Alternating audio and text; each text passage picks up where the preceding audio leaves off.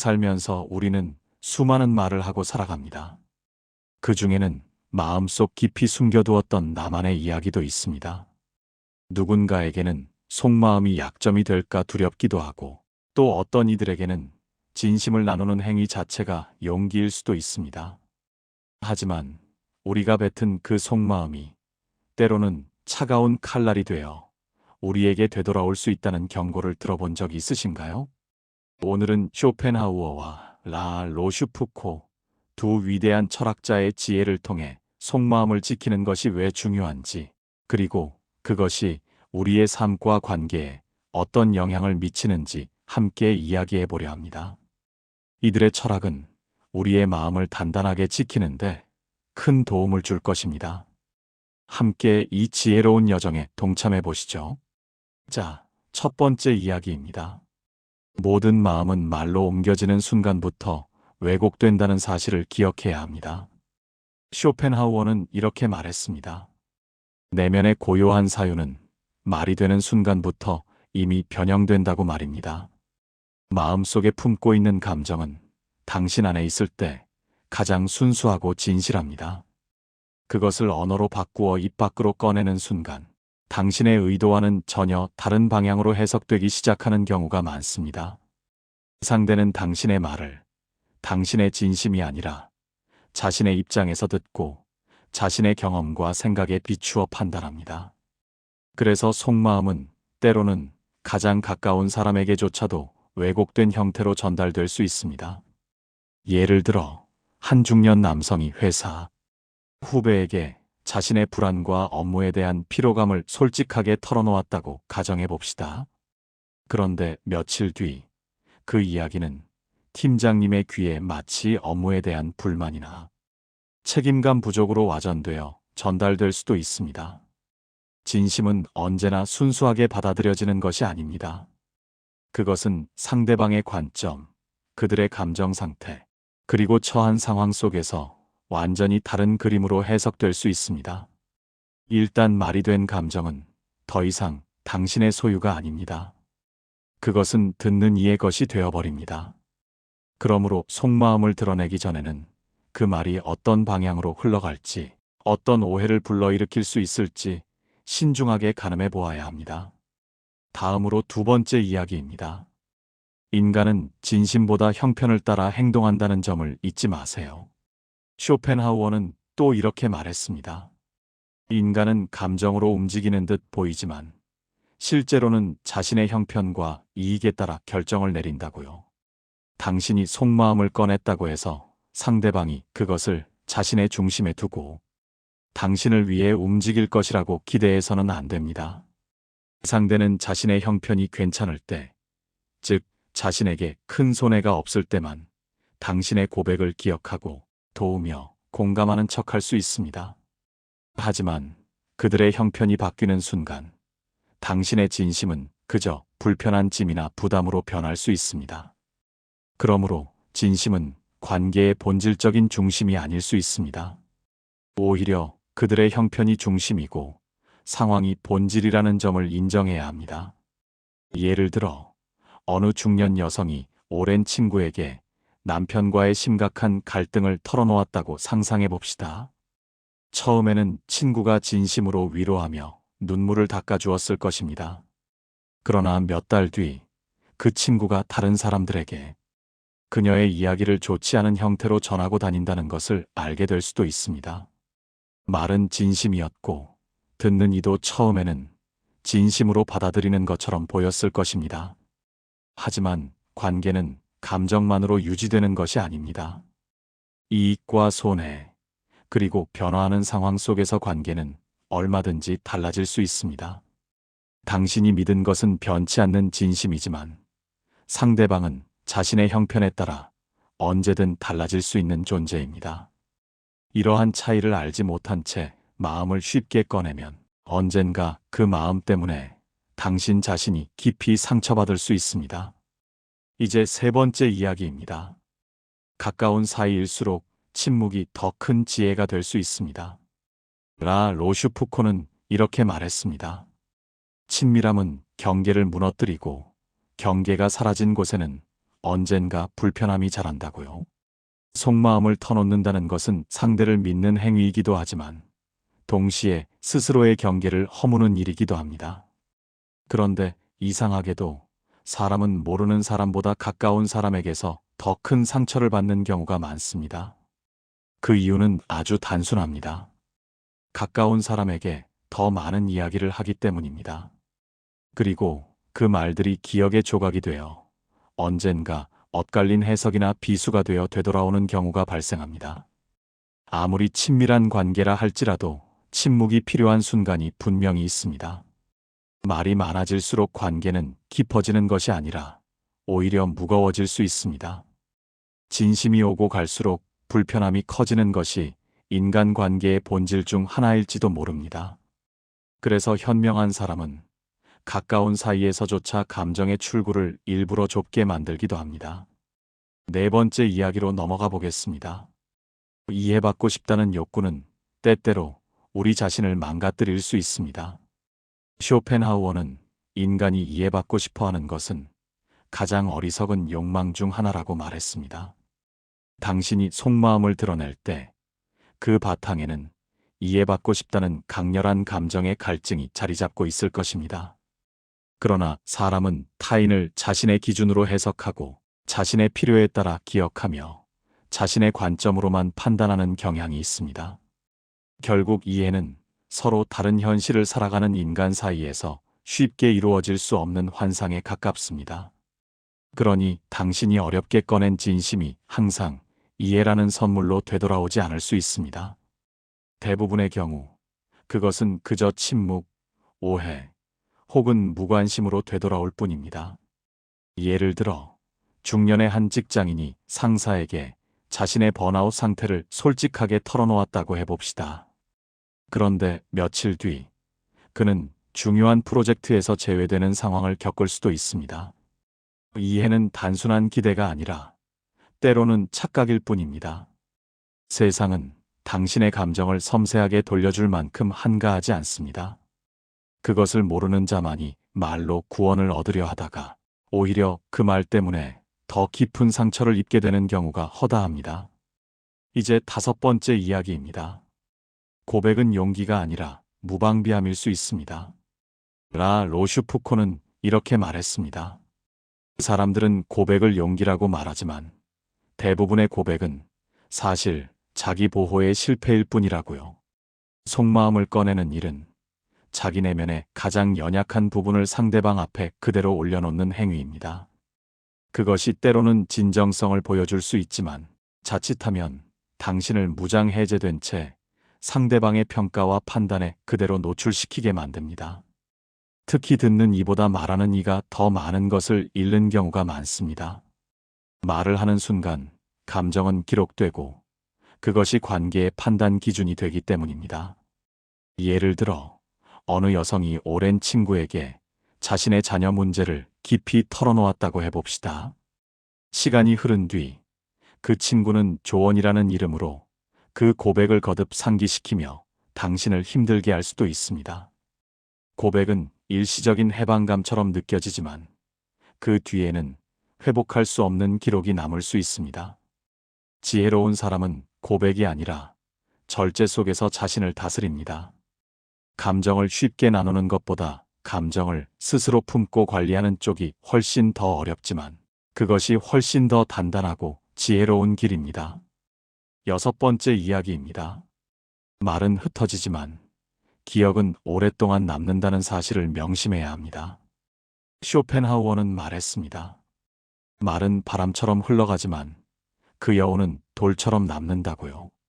당신의 속마음은 그 순간만 지나면 사라질 것처럼 느껴질 수 있습니다. 그러나 사람의 뇌는 감정이 담긴 언어를 쉽게 잊지 않습니다. 당신이 꺼낸 말은 상대방의 머릿속에서 형태를 바꾸고 시간이 흐른 뒤에도 뜻하지 않게 다시 떠오를 수 있습니다. 그때 그 말은 당신이 의도한 감정 그대로가 아니라 상대방의 해석에 따라 전혀 다른 의미로 되돌아올 수 있습니다. 예를 들어 한 남성이 이혼을 고민하던 시절 지인에게 속마음을 털어놓았다고 해봅시다. 몇 년 뒤 그 부부가 다시 화목해졌음에도 불구하고 그 지인은 여전히 그 남성에게 이혼 이야기를 꺼낼 수 있습니다. 말은 순간이지만 그 기억은 오랫동안 지속됩니다. 그래서 말은 사라지지 않고 관계 안에서 늙어갑니다. 당신은 잊었을 수 있지만 상대방은 여전히 기억하고 있을 수 있습니다. 속마음을 드러낸다는 것은 그 기억까지도 상대방에게 함께 떠넘기는 일이라는 것을 알아야 합니다. 이제 7번째 이야기입니다. 진실은 무겁고 사람은 가볍다는 것을 깨달아야 합니다. 라 로슈푸코는 이렇게 말했습니다. 사람은 진실을 듣고 감동하기보다 오히려 그 무게를 피하려 한다고요. 속마음을 꺼내는 사람은 자신이 진심을 건넨다고 믿습니다. 그러나 듣는 이는 그 진심의 무게를 기꺼이 받아들일 준비가 되어 있지 않을 수 있습니다. 대부분의 사람들은 자신의 감정조차 버거워하는데 타인의 깊은 속내까지 짊어질 여유는 없습니다. 그래서 속마음을 듣는 순간 사람들은 부담을 느끼고 그 관계를 조심스럽게 멀리하려는 경향이 있습니다. 특히 반복되는 고백, 과도한 진심, 그리고 해결되지 않는 감정들은 상대방에게 무거운 짐처럼 느껴질 수 있습니다. 예를 들어 어느 여성은 직장 동료에게 매번 가정의 어려움을 털어놓았다고 가정해 봅시다. 동료는 처음에는 공감했지만 결국 피로감을 느끼고 점차 대화를 줄이게 될 것입니다. 진심은 결코 가볍지 않습니다. 진실은 항상 무거운 얼굴을 하고 있습니다. 그리고 사람은 그 무거움을 버티기보다 회피하는 쪽을 더 쉽게 선택합니다. 그래서 많은 진심은 전해지는 것이 아니라 오히려 버려지게 되는 비극을 맞이하기도 합니다. 다음으로 8번째 이야기입니다. 자신의 상처를 보여준 사람은 결국 더 큰 상처를 받을 수 있습니다. 쇼펜하우어는 말했습니다. 인간은 타인의 고통에 공감하기보다 그 고통을 관찰하고 평가하는 경향이 있다고 말입니다. 속마음을 털어놓는다는 것은 자신의 가장 깊은 상처를 상대방에게 그대로 드러내는 일입니다.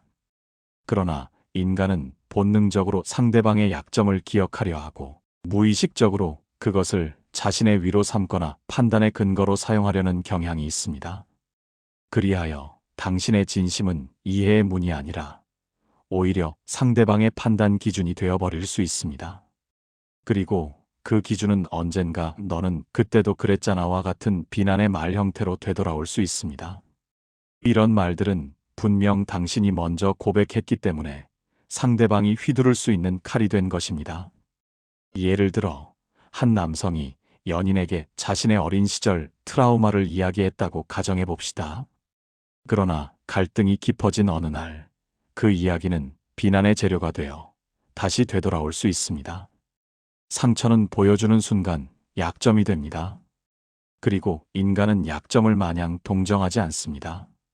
때로는 그것을 무기로 삼고 때로는 경계하는 이유로 삼기도 합니다. 9번째 이야기입니다. 위로를 기대하면 침묵에 실망할 수 있습니다. 라 로슈푸코는 이렇게 말했습니다.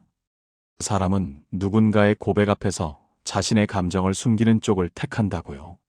속마음을 드러낸다는 것은 누군가에게 위로받고 싶다는 간절한 마음이 담겨 있습니다. 하지만 그 기대는 종종 상대방의 침묵 앞에서 처참하게 무너질 수 있습니다. 왜냐하면 사람은 막상 타인의 고백에 대해 무엇이라고 답해야 할지 대부분 잘 알지 못하기 때문입니다. 공감은 훈련되지 않고 위로는 준비되어 있지 않은 경우가 많습니다. 그래서 많은 경우 당신의 진심은 공허한 반응이나 서툰 조언, 혹은 아예 회피로 돌아올 뿐입니다.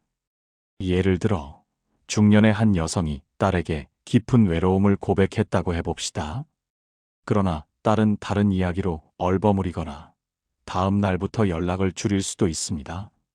말한 사람은 마음을 내보였지만 들은 사람은 감정을 닫아버린 것입니다. 이렇듯 속마음을 꺼내는 순간 당신은 위로를 원하지만 상대는 침묵을 택할 수 있습니다. 그래서 진심은 종종 말 자체보다도 상대방의 반응에서 더 큰 상처를 받기도 합니다. 기대하지 말아야 할 곳에 기대를 걸면 말보다 마음이 먼저 무너질 수 있다는 것을 명심해야 합니다. 이제 10번째 이야기입니다. 감정은 나누는 것이 아니라 스스로 다스리는 것입니다. 쇼펜하우어는 강조했습니다. 감정은 드러낼수록 흐려지고 다스릴수록 단단해진다고요. 속마음을 꺼내어 누군가와 감정을 나누고 싶을 때 그 바탕에는 자기 해소의 욕구가 깔려 있을 것입니다. 하지만 철학은 감정의 분출보다는 절제를 먼저 이야기합니다.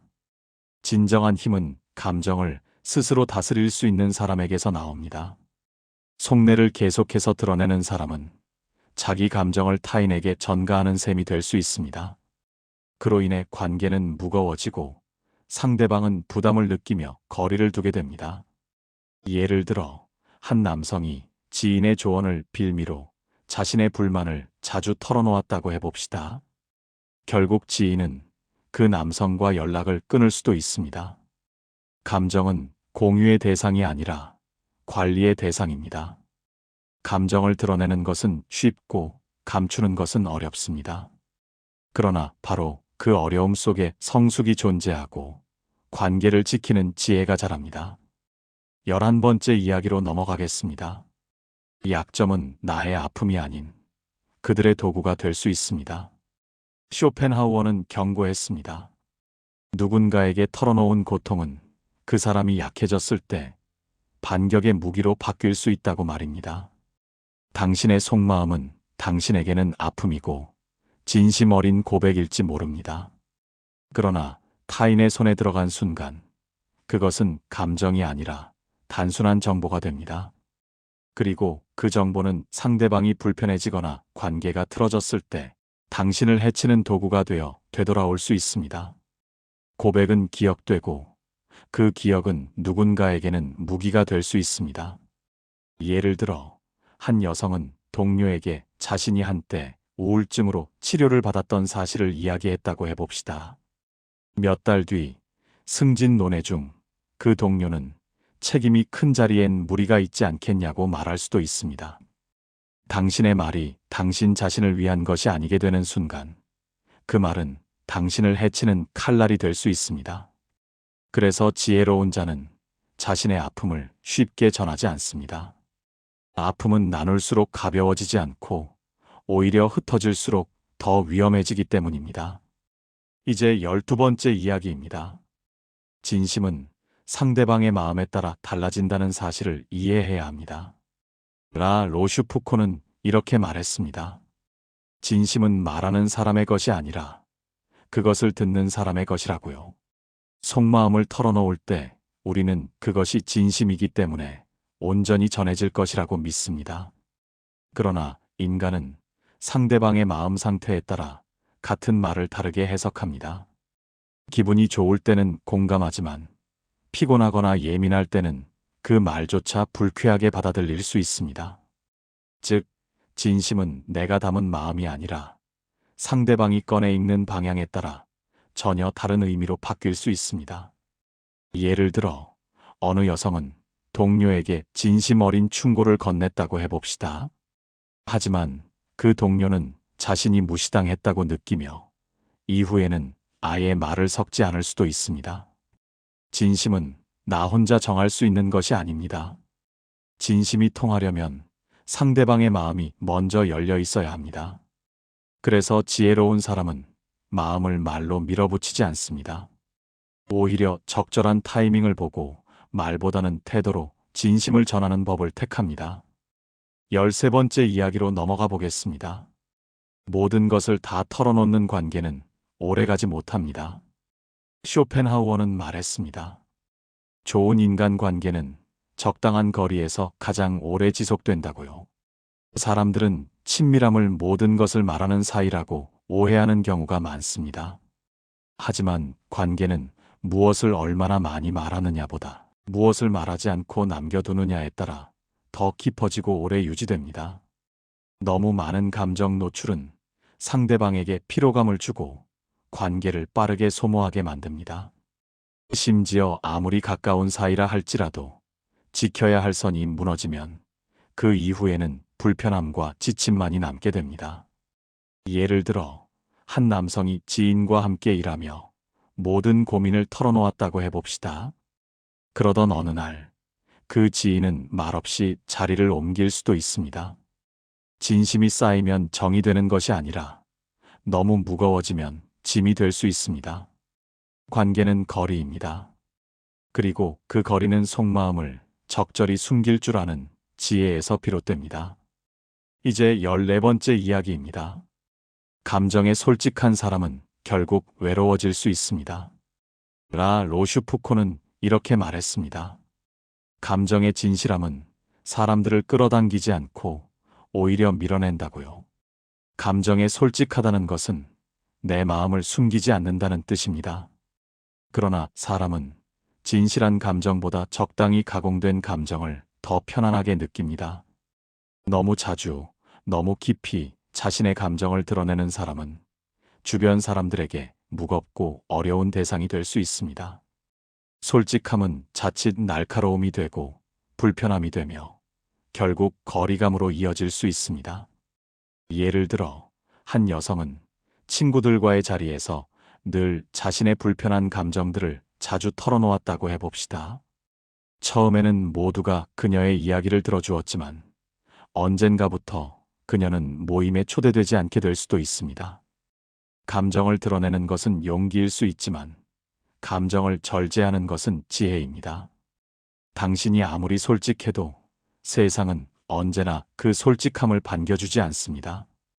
그래서 진짜 지혜로운 사람은 진심을 아끼고 감정을 조절합니다.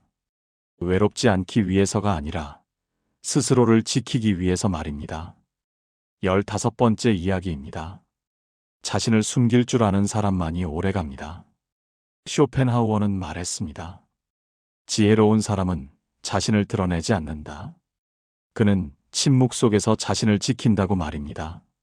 속마음을 꺼내지 않는다고 해서 그것이 거짓된 것은 아닙니다. 오히려 진심을 가릴 줄 아는 사람이 더 넓은 관계를 유지하고 더 깊은 내면을 지켜냅니다. 말은 늘 감정을 앞세우고 감정은 판단을 흐리게 만듭니다.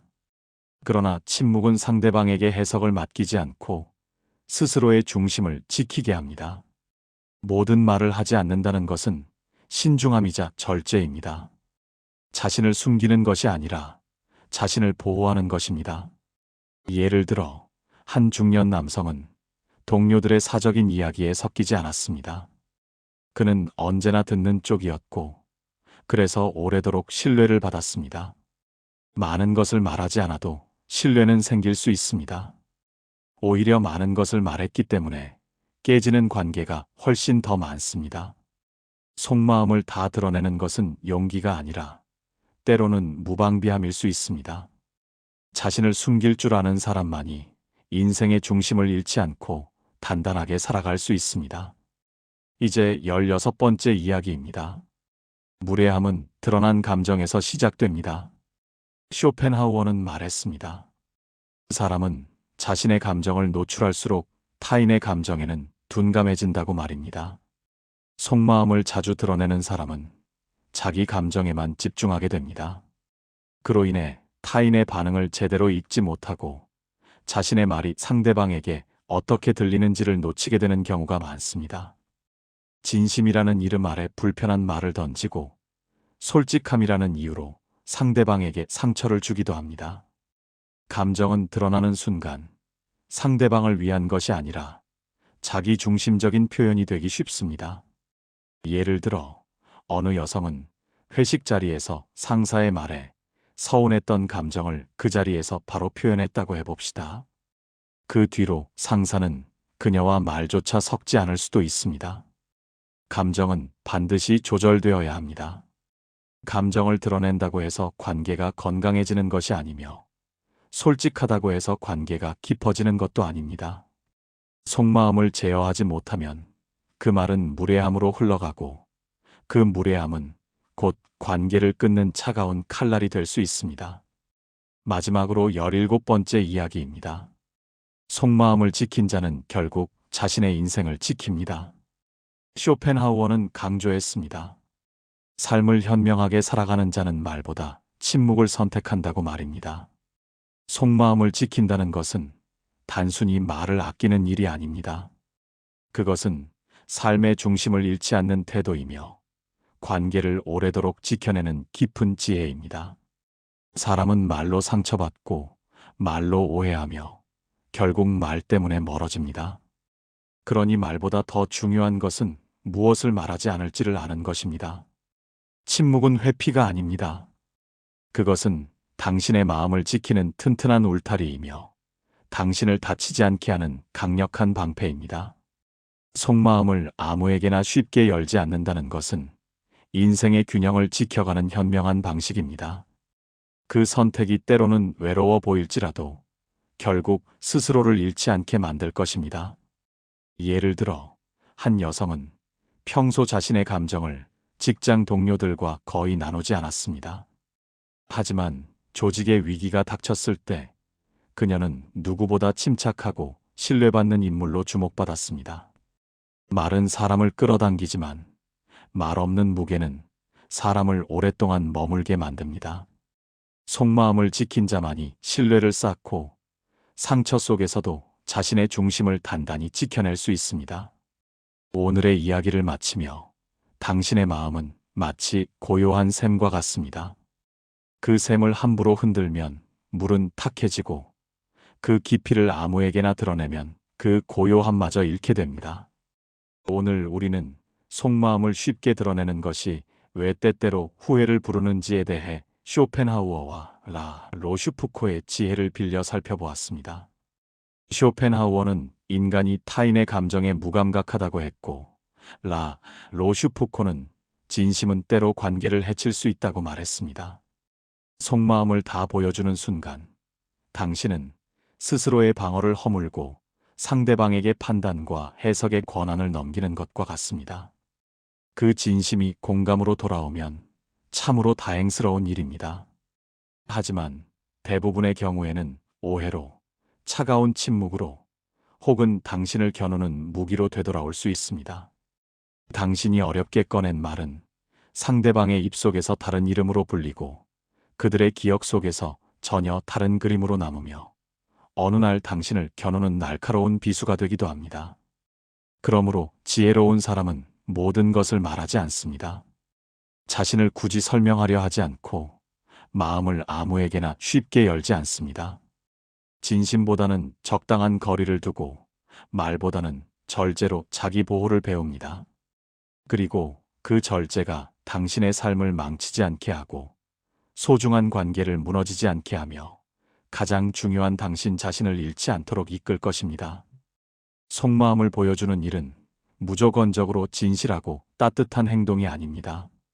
모든 말은 적절한 때를 만나야 하고 모든 감정은 건강한 경계를 넘어서는 안 되며 모든 진심은 반드시 스스로의 담 안에서 신중하게 다듬어져야 합니다. 그렇게 당신의 마음을 스스로 지키게 될 때 당신은 더 이상 외부의 상처에 쉽게 휘둘리지 않고 자기 삶의 진정한 주인이 되어 단단하고 고요한 중심으로 세상을 당당하게 마주할 수 있을 것입니다.